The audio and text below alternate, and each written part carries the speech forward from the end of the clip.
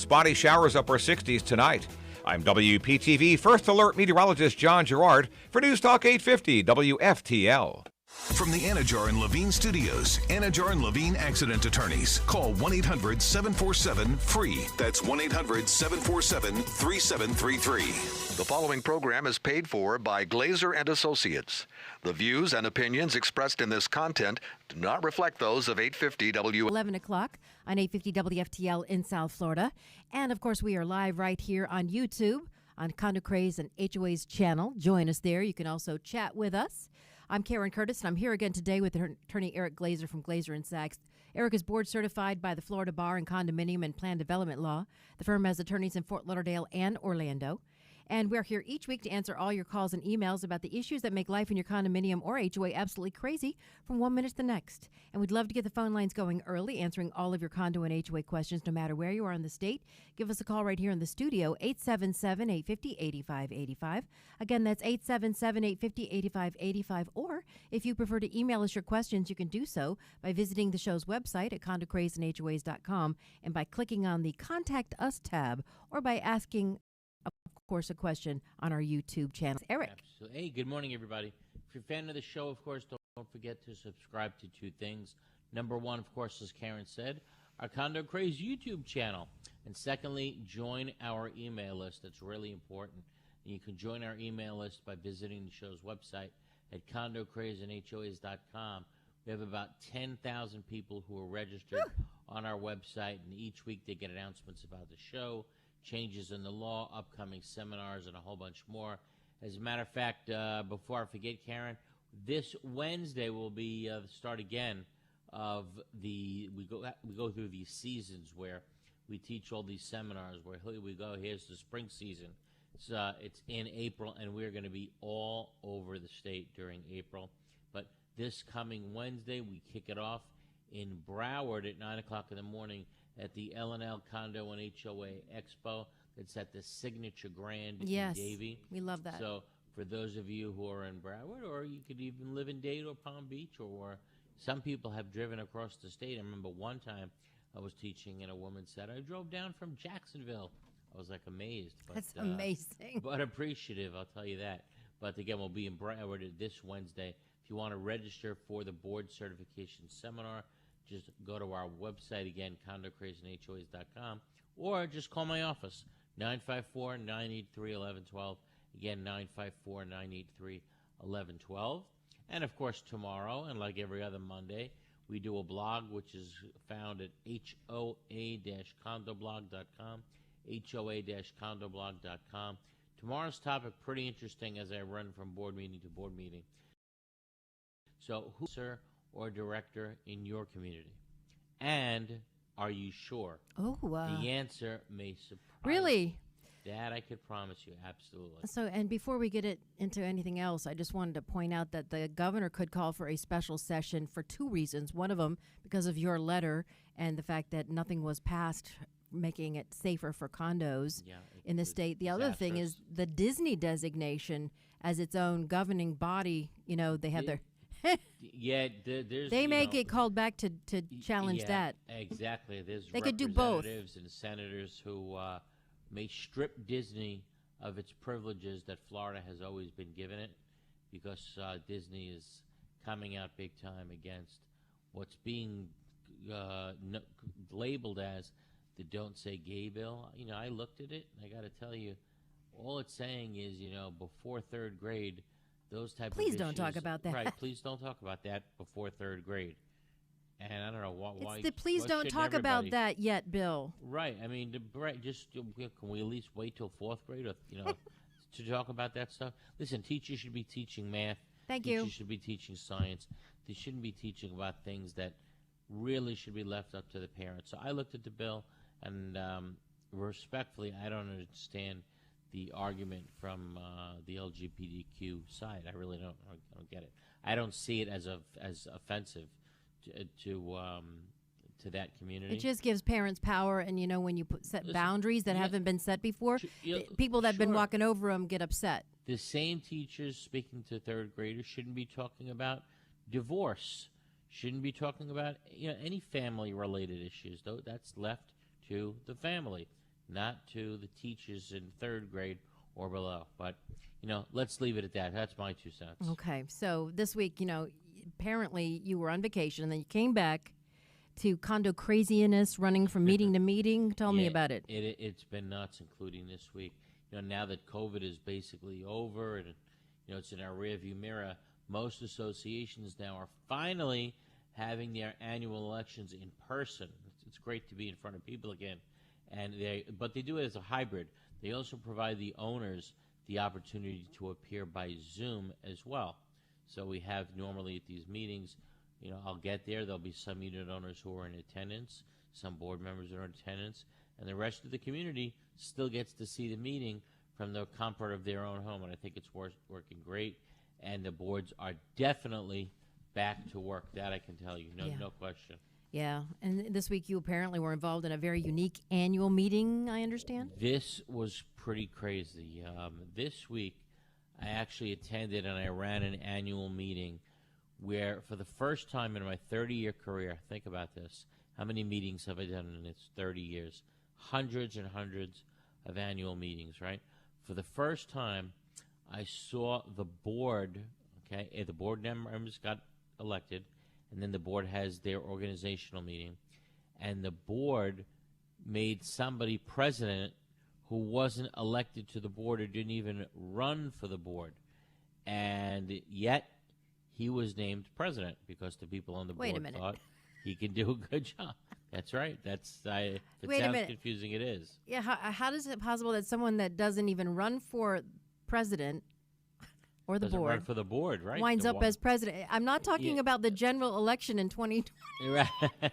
I'm talking about this board. Right. It sounds crazy, right? So somebody doesn't even run for the board, but yet they become president, right? So, the question is there anything strange about that? Yeah. Perhaps. Now, in the condo world, yes. Can they just appoint the president? Yes, that's exactly what happened. Now, in the condo world, that is strange. Yes, I will tell you that. Again, first time in my 30-year career that I've seen that happen. But not in corporate America. Think of a big corporation, right? Think of General Motors. General Motors has a board of directors, right? And then they also have the officers, the president, the vice president, secretary, treasurer. They're different. The officers report to the board, and the board generally makes decisions about how the company actually works. And anything illegal about it in the condo world?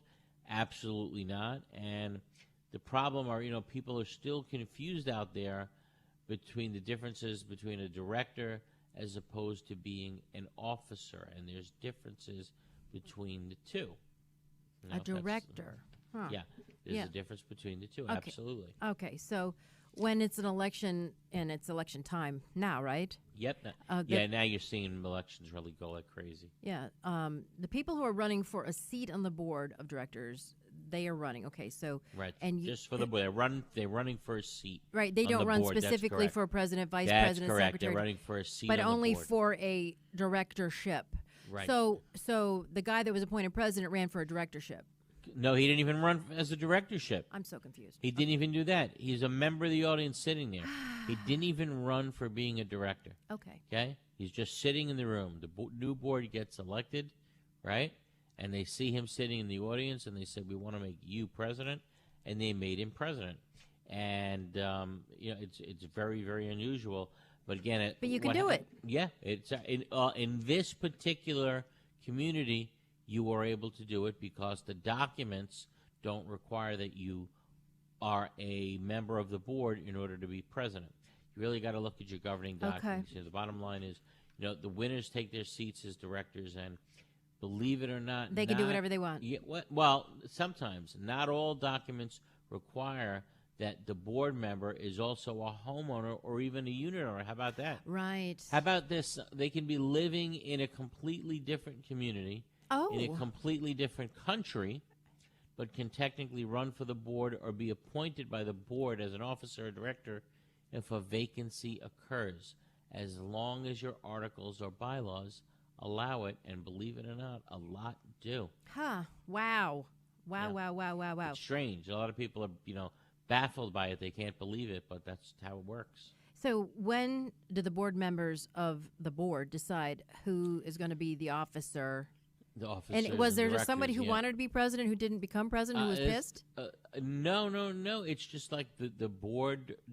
They were all together on it. The board wanted, I guess, this person to run for the board, and this person didn't want to run for the board, but they really appreciated his knowledge, his know-how. And he's very happy bright to do guy. it? And they said, "Hey, look, how about you coming on? You're not on the board, so you don't have to see. attend the board meetings. Oh. So how about we just make you president and you run the day-to-day affairs in our community? You be the guy that signs contracts. So they're If not we even gave you on the permission, board. You kind of just keep. He's not even on the board. That's correct. He's not even a board member. Okay. So, but when does that typically happen?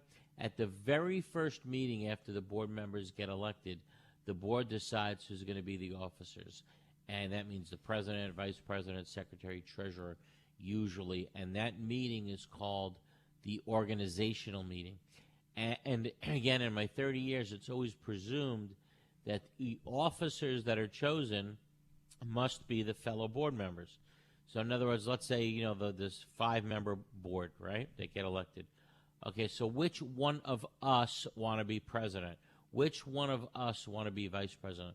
Well, it doesn't necessarily have to be one of us. That's absolutely not the case unless your governing documents require it.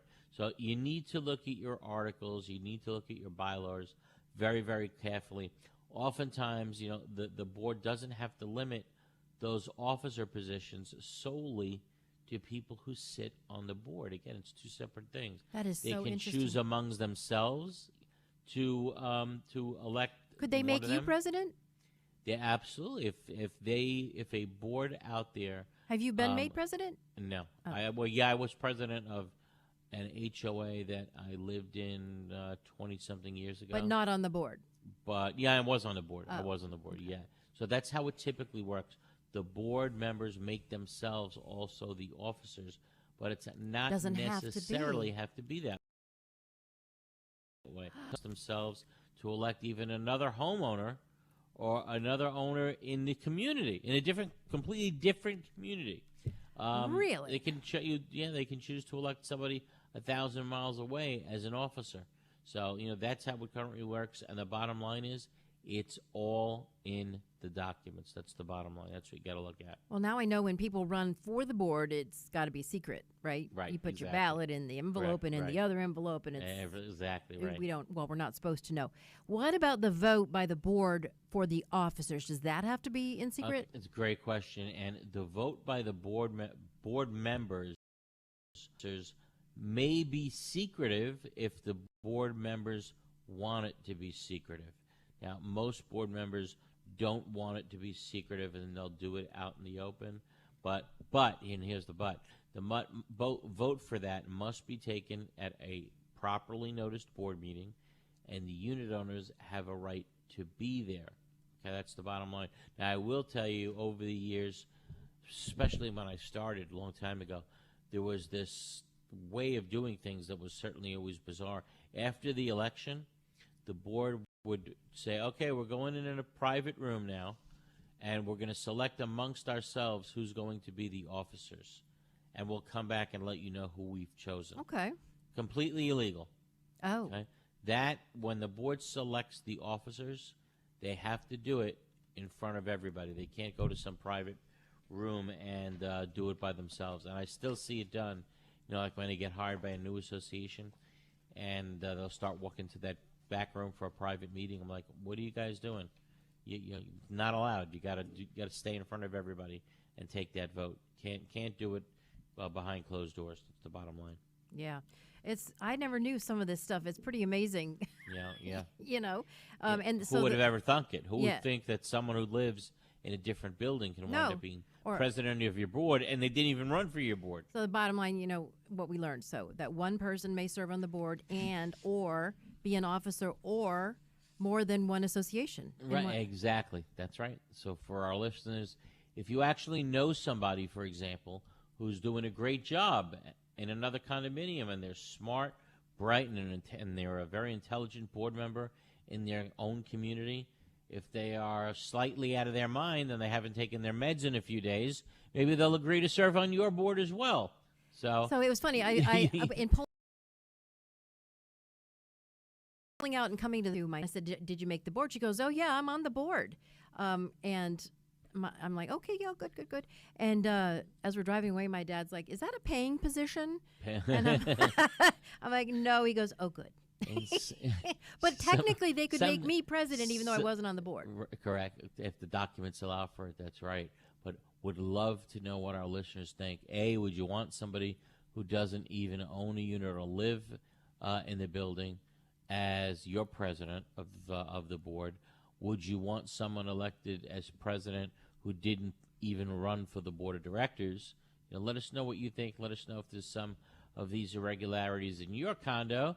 Give us a call here in the studio, 877-850-8585, 877-850-8585. We'll be back right after this. There are very large management companies, and there are very small management companies, and I think Affinity sits somewhere in the middle of that, where they are.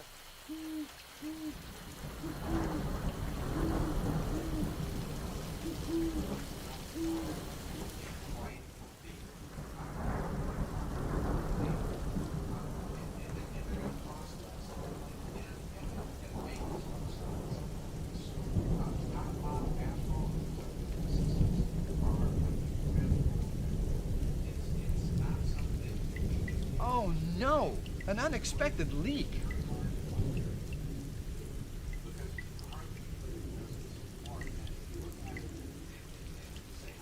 Jay, you know that's no way to solve a roof problem.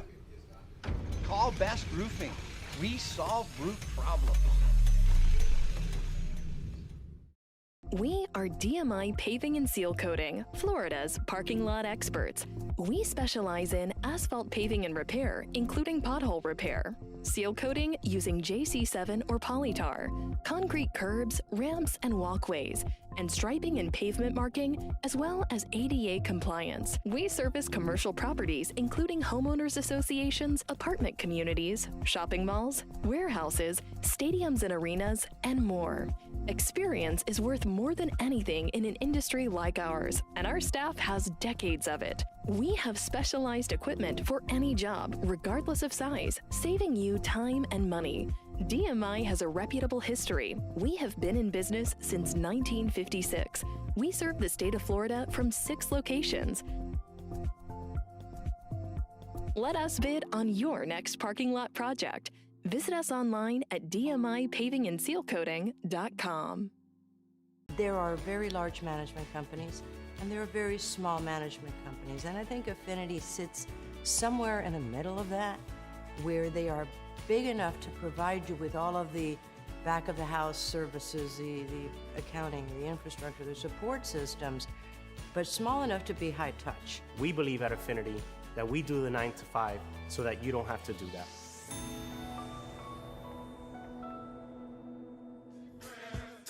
Welcome back to Condo Craze and HOAs here on 850 WFTL. Karen Curtis with attorney Eric Glazer. He is board certified in community association law, and he runs Glazer and Sachs. And we are 850-8585. Or you can join us on YouTube at our YouTube channel, Condo Craze and HOAs. Please subscribe and hit the bell. And also you can chat with us there on our YouTube channel. And you can see our faces. Yeah, don't wait for the last minute. It's a shame last week we hung up on so many people. We just simply ran out of time. So if you have a question, again, 877-850-8585. Matter of fact, Gigi writes in on our YouTube board. That's our documents. You don't even have to be an owner. Really? And yeah, that's right, Gigi. Whoa. A lot of people are very surprised when they find out that someone else who doesn't even own a unit in your community could actually be a board member and or even be president of your community. It's kind of wild. It's funny because we've done this show, 13 years? Yeah. And I did not know that. Yep. Well, it's very rare. It almost never happens. Again, I will tell you, in my 30-year career, after doing hundreds and hundreds of annual meetings, it's the first time I've seen a board select someone from the audience who didn't even run for the board to be president of the board. And under their documents, perfectly legal. Okay? How about we go to our first call of the day? Barry in Miami. How are you, Barry? Good. Hi, Karen. Hi, Hey, Eric. how are you? What's going on? Good. Barry, I'm going to tell everybody. Three. Barry is an retired attorney, and I will tell you, amazing the amount of work he's putting in. He's been going back and forth with the Senate and the House, trying to tell them and convince them to make compromises on certain things. He's been talking to senators, representatives, and he keeps me informed. And the guy is amazing. He may be able to do the impossible before any of us can. So keep up the good work. That's all I can tell you. Thank you. It's going to happen, and you're going to get a mandatory education bill passed. I guarantee it. I'm praying. How can we help you? Here's three scenarios where I think it makes a lot of sense to allow non-unit owners to be board members, and I've seen it happen 3 times in our condo. Right. The first scenario is we have a current board member who is not a unit owner, and it makes an awful lot of sense. His wife owns a unit, and Right. he has a business, and it may be for business reasons or for whatever, liability protection or Okay, whatever, tax right. planning, whatever. On the deed, his Right. And he wife can't is be on the the board. owner. Right. Well, He is on the board because our documents allow non-unit owners to be board to serve. members. That's the bottom line, right? And even though the unit is titled in his wife's name, he may have greater experience than his wife does, and maybe he ran 10 condos in the past, and that's exactly the guy you want on the board.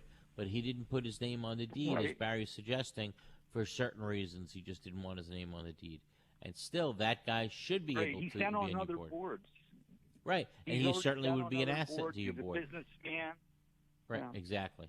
So I could see it. Scenario number 2 is a very good lawyer was on the board for many years. He knew that eventually he was going to sell his unit. He did sell his unit, and he then rented for 2 years. And he continued sitting on the board. He was an excellent board member. Even though he was a maybe the renter. best. Even though now at that time he was a renter. Right. Yeah, very And interesting. The third scenario. That is interesting.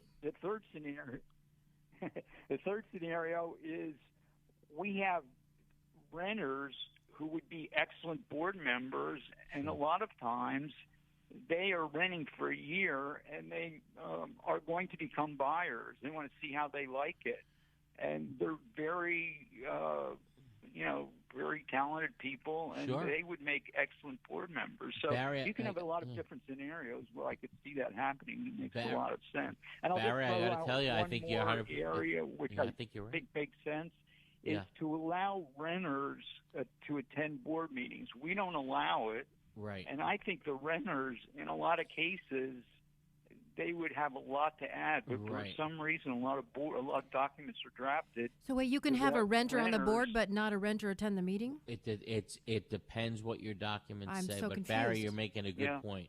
You're making a really good point that there are certain scenarios where it makes sense, right? People who live there but don't have the unit in their own name. People who used to be on the board for 20 years, but now are renters, right? And then they're just renters themselves. And Barry, you're right. There was a move a couple of years ago to finally give renters some rights in the community, and the statute was amended to allow the renters to get the copies of the bylaws and a copy of the rules. That's it. That's all the technically the rights. The statute very and clearly now says also only the owners can attend declaration board now. meetings. Yeah, sometimes the renters are there more than the owners ever have been. Exactly. But there's nothing in the statute that says renters have the right to attend board meetings.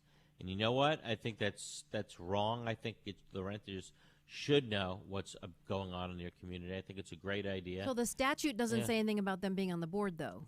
No, you got to look at your own bylaws. Why is that? Yeah, that's how the law works. When the developer created your community, the developer created a set of bylaws attached to your articles of incorporation, and I should say the developer's attorney, and whatever form the developer's attorney previously used from his prior project. Boilerplate. Right, a boilerplate, right. He simply, used that form again.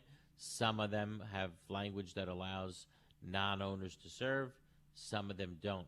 But Barry, you made a really good case for people who don't live there, who don't own there, or to serve on a board. And I think that's something that a lot of associations should take into consideration, and maybe want to amend their documents that way. But Barry, like always, really, I thank you for the phone call. And again, please, I got to tell you, everybody, Barry is fighting for all of you out there. He wants to get condo safety measures passed, and he is just not letting up on the members of the Florida legislature, and I appreciate it. Way to go, Barry. Thank you so much for the phone call. Thank you. Thank you. Okay. Thank you. How about we go to next? Who do we got? We got John in Jupiter. Hey, John. How are you, John? Okay. Thanks for taking the call. Sure. My problem is that, I lived in another community, and I was on the HOA board for like 14 years or something.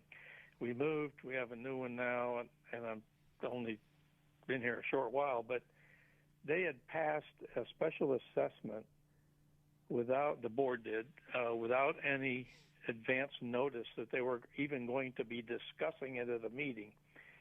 Plus, there was a lot of other things, like even the minutes for that meeting, they didn't even have a word-for-word record of what they voted on and passed. But if someone did want to go to court, I can't afford, I just wonder if there's any organization or sympathetic attorneys that would kind of help somebody or a group, take them to court, I guess, or whatever you'd have to do once they hear the whole story of this. So let me ask you this. Because it's for re-roofing. It's for re-roofing our houses. So we're talking about a few $1 million. And the way that their amendment was terrible, because they're going to do it as needed to replace the roofs. Right. Now, and let me they're ask you estimating something. what it's going to cost per unit. So this is in an HOA, right? Yes.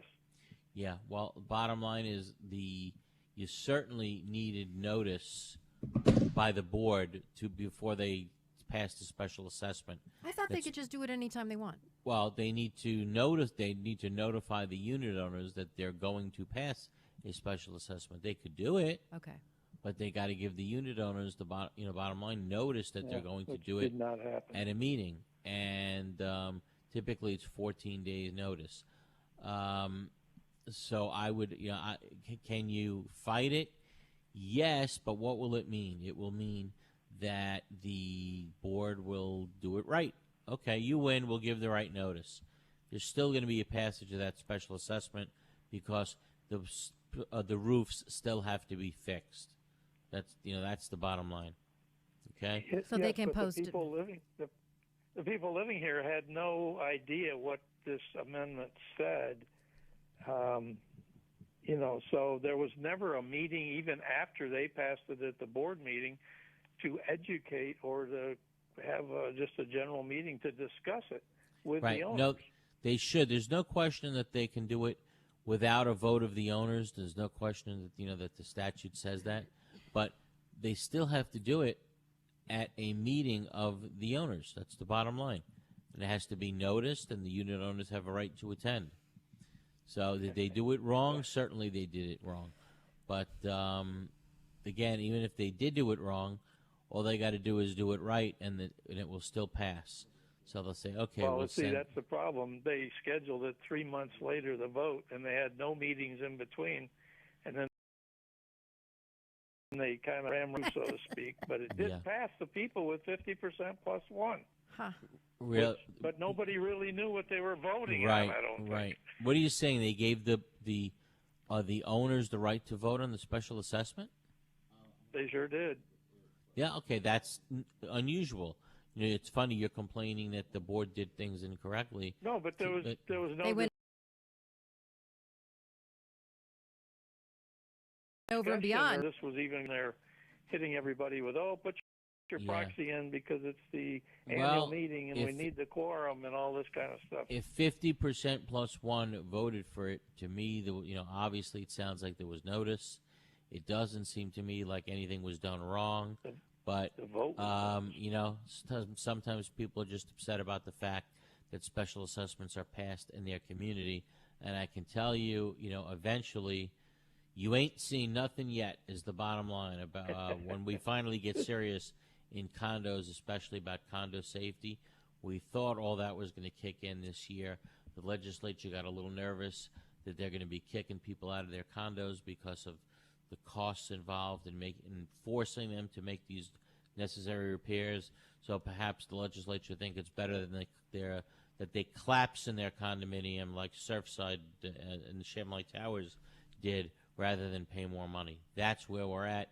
The special assessments are coming, and it'll be coming next year. Unfortunately, nothing happened this year. But don't you think buildings will do the right thing without the state having a law? I can't say that for sure, Karen.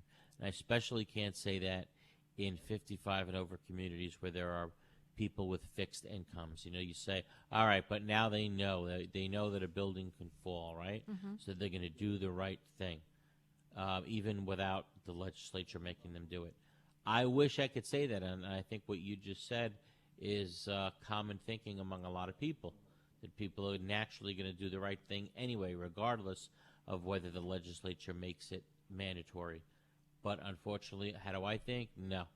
People sometimes are their own worst enemy.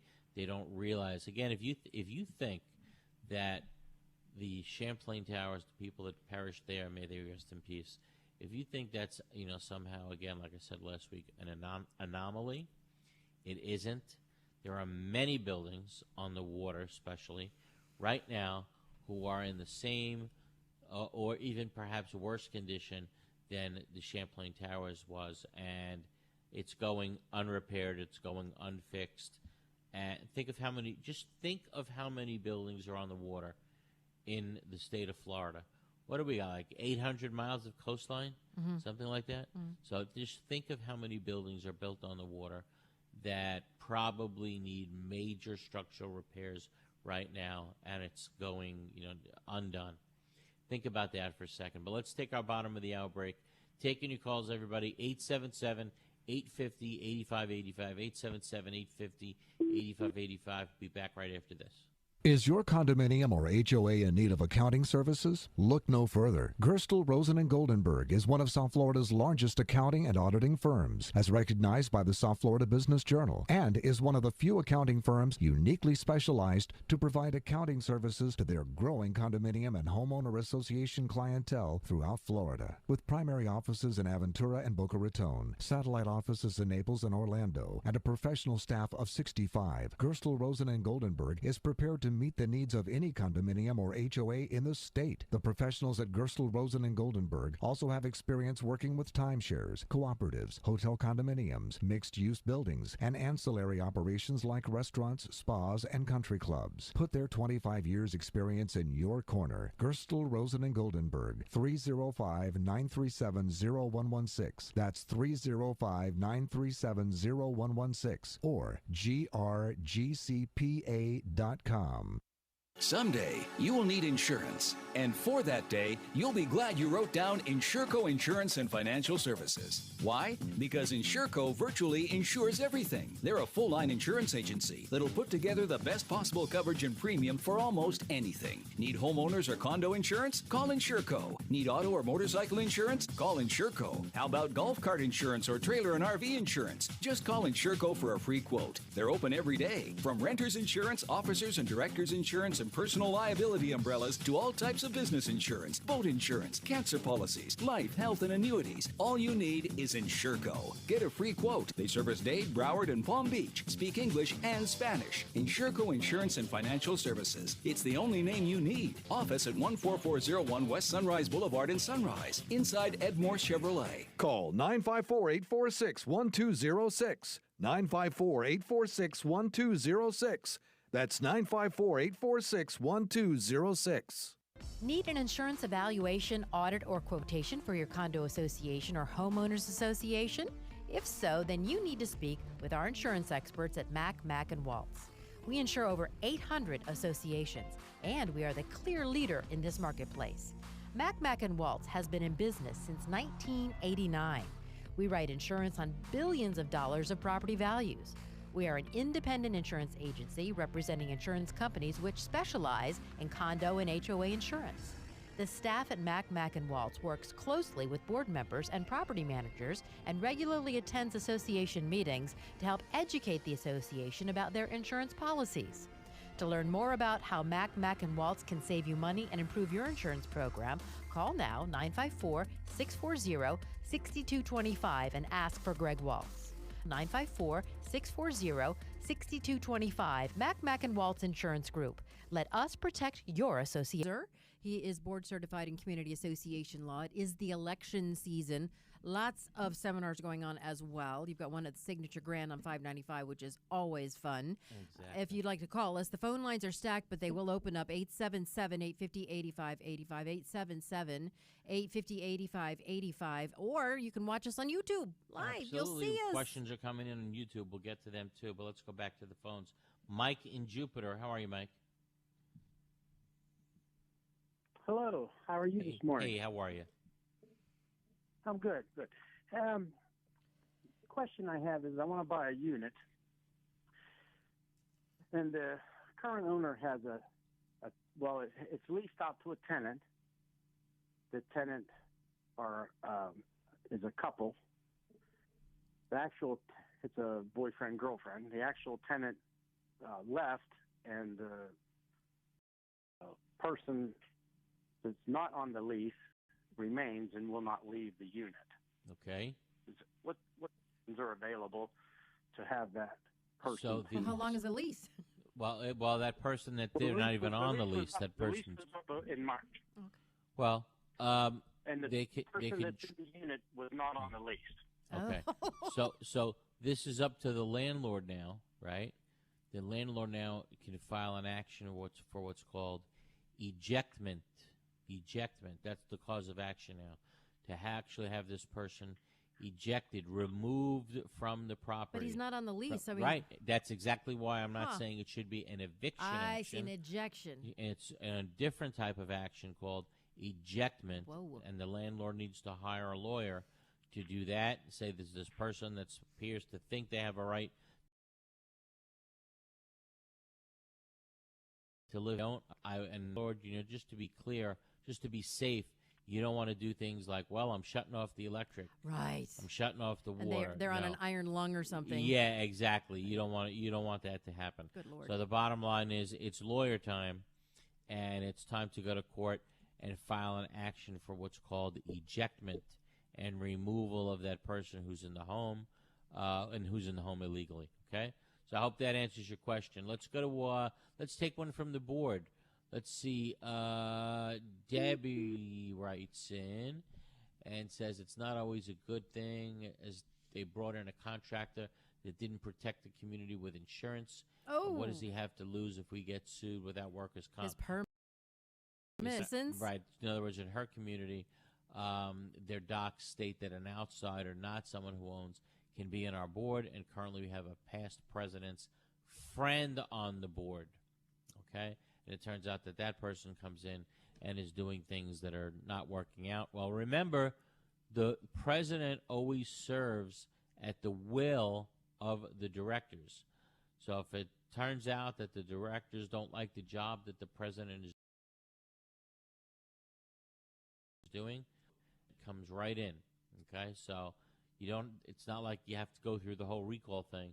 The board can remove the president pretty easily. Sean also writes in on our YouTube channel and says, is it legal for an HOA board to fine a resident without a fining committee or a dues process because they agree to the fine? And the answer is absolutely not. The only time an owner can get fined is if it goes to a two-step process. Number one, it starts at the board level. The board has to approve the fine. Somebody makes a motion, and it has to pass. Then it goes to the fining committee. The fining committee has to give the person a 14 days notice of an opportunity for a hearing. And at that finding committee hearing, the finding committee's role, by the way, that committee obviously can't be made up of other board members or people that are living or related to other board members.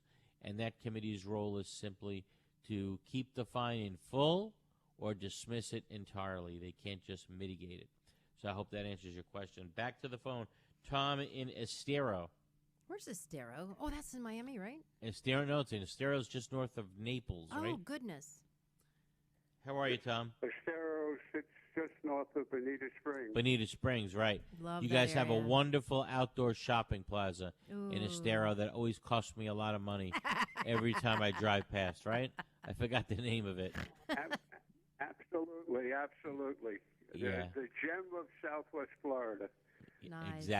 Exactly. How can we help? Okay, Eric, first of all, I'd like to thank you for all of the unpaid hours that you spend and your lobbying efforts to try to make condominiums fair for both the board and the unit owners. Thank you so much. So I thank really you. appreciate that, Tom. Much appreciated, really. Thanks for the comment. Well, that's quite right. But my question is, you were talking about non-board members holding office. And my question really was, does that person then lose the protection that the statutes give board members against being sued? No, absolutely not. Once that person becomes an officer, he's protected. He has the same protection available to him under the statute, because I'm sure that that statute protects officers and directors. And bottom line is he has become an officer, appointed. He was appointed, but he's still an officer. But not a director. But not a director. Doesn't matter. If he's an officer, yes, he falls under the same statutory protection. He falls under the same protection under the condo's insurance policy. Okay. Should he get sued, right? The same indemnification provisions Good question. apply to him or her. And that is a good question. Right. Yes, you don't lose any of the protection if you get on the board, even though you don't own the Otherwise, unit. why would you do that? Right. That would be dumb. Crazy. No, but it is a good question. Great question. Thank you. Love it. Okay. Hey, let's do this. And the second question I have, and I'll try to make it brief. Yeah. Audits are coming up pretty soon for people whose fiscal year ends, on Around December 31st. Right. And is there any excuse that an association could make for not delivering the audit to the unit owners at Let the me tell you appropriate something. time? I always say this. I always give the DBPR credit when it comes to this. Normally when a board, and we're talking condos for a second, when a condo board fails to get the audit done in time, and remember, it has to be basically done by the April 30th. Now, when I say a note given to the owners, Tom, all that has to be done is the owners have to be provided with a notice that says the audit is done. If you'd like to see a copy, you can ask for it, and we'll send you one, no charge, or you can stop in at the office and get it. Now, That's what I do with the IRS every April 15th. My audit is done, right. and if you'd like to see a copy of it, you can stop. Yeah, right, sure. Yeah, exactly. That doesn't work. That does not. It works in condos, though. But I will tell you that normally the DBPR will, if the condo does something wrong, they'll teach you, they'll educate you. They don't want to hurt you. But forget about it when it comes to not getting your audit done on time. You asked me, your first question out of the box was, is there any excuse you can come up with? Let me tell you, I haven't seen a good one yet, and the DBPR hasn't seen a good one yet. Okay. So they will come after you. They will fine your association thousands of dollars if it's not done timely, and God forbid you do it twice. Okay? So that's a great call. It reminds everybody that your audit, your financial audits, well, not necessarily an audit, your year-end financials documents are due by the end of April, and the type of year-end financial statement that you have to have prepared depends upon the size of your budget. It can be a compilation, it could be a review, or it could be an audit, depending upon the size of your annual budget. Okay? Hey, but I really appreciate that call, Tom. Thanks for the fine comments. We've got to take our final break of the hour. Keep the calls coming in, 877-850-8585, 877-850-8585, right back after this. Is your home or condo looking old, worn out, and in need of a fresh look? Then you need PD Painting to paint your property and make it look like new again. PD Painting will first properly prepare your home and condo and then use only the highest quality paint products. After many years in the painting industry, PD Painting has achieved a reputation for always delivering a reliable and professional finish. PD Painting is fully licensed and insured and offers a 7 to 10 year warranty. Their technicians are expert craftsmen. Let PD Painting handle all the details and then sit back and watch them restore your property and bring back that brand new look and feel. Need a service call? PD Painting will be there on the spot. Need financing? PD Painting can offer that too. Call PD Painting at 888-416-3204. Again, that's 888-416-3204. Go to the website pdpaintinginc.com. Need painting done in your home and community? Contact the experts at PD Painting. This message is for anyone who has taken on the important responsibility of becoming an officer or director in a homeowner or condominium association. It is also for the management companies who work closely with these caring people to make sure things are done the right way. Hello, I'm Gil Pomar, South Florida Regional President for Center State Bank, now the second largest bank based in Florida. Our bank, Center State Bank, has an amazing team of professionals who are exclusively dedicated to the homeowner and condo association market. Your job is not easy. There are repairs and new projects that need financing. There are legal and social issues that need to be understood. There are also technology and servicing issues that your residents want to be improved. Why not choose a bank that knows this business backward and forward? Why not have a local banker who will meet with you face to face whenever it is convenient for you or your board? Center State Bank has over 2,000 associations as customers for a reason. Please give us a chance to earn your business. Call Terry Russo at 954-633-1666 to make it happen. Center State Bank is an equal housing lender and a member of the FDIC. All over the world, people have plumbing problems. These problems can be expensive and destructive to fix. Have you ever wondered if there was a way to take care of your plumbing problems without destruction and an outrageous price tag? Welcome to Pipelining Technologies, Inc., where we specialize in fixing your problems without demolition and minimum cutting by means of pipelining. Pipelining is the ability to take a pipe damaged by root intrusion or long-term deterioration and make it new. By means of inserting an epoxy-saturated liner into the pipe and allowing it to harden or cure, leaving behind a brand new pipe. That sounds great. How can I get pipelining in my home, commercial building, or condominium? Simply fill out our online contact form and a pipelining representative will get in touch with you in a timely fashion, or call us directly at 561-853-5463.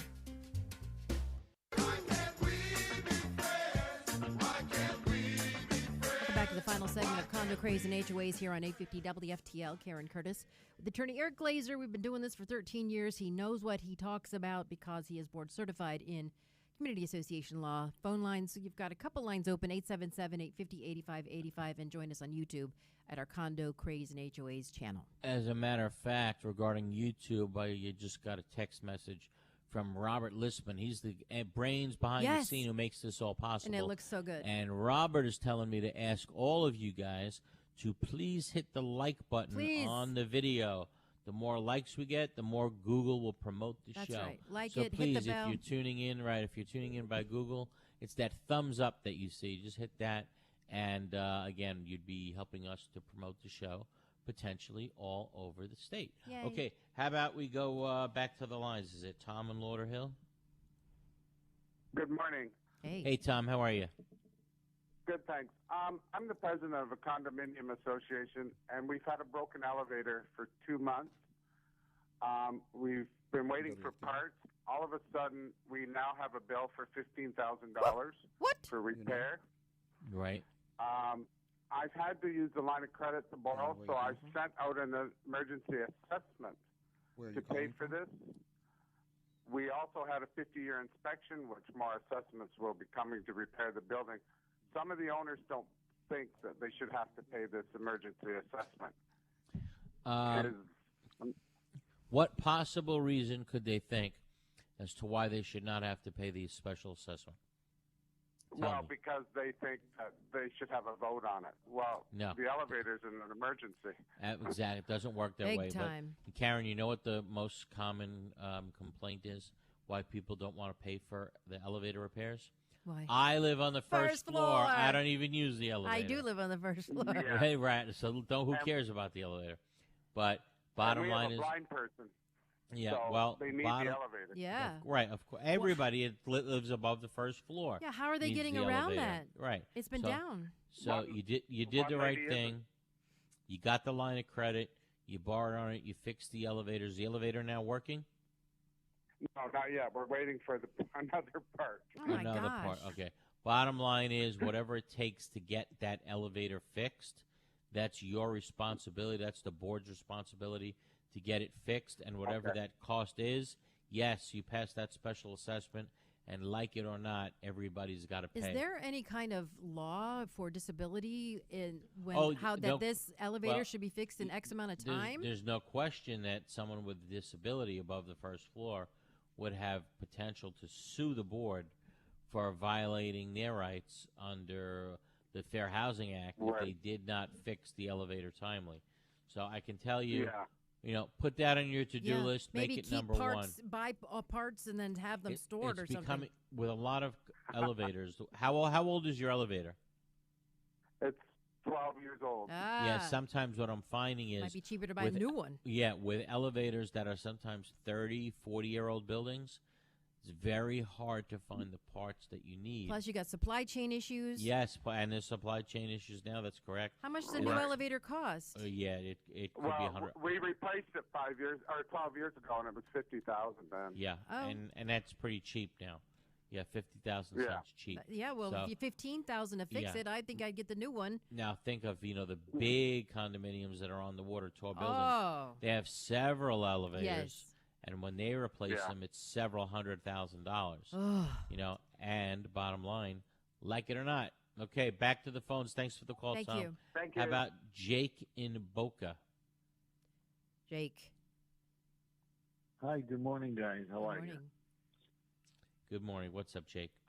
Hi. Well, I'm on the board of directors of my HOA, and we have a community property that's basically on the corners of our community, and we also have a retaining pond where the homeowner is responsible from the edge of the retaining pond up 20 feet. The same thing with the homes that have community property on their property, that they're responsible for 20 feet from the middle of the road into their property. Okay. Now we weed and feed our yards. The association pays for it 3 times a year.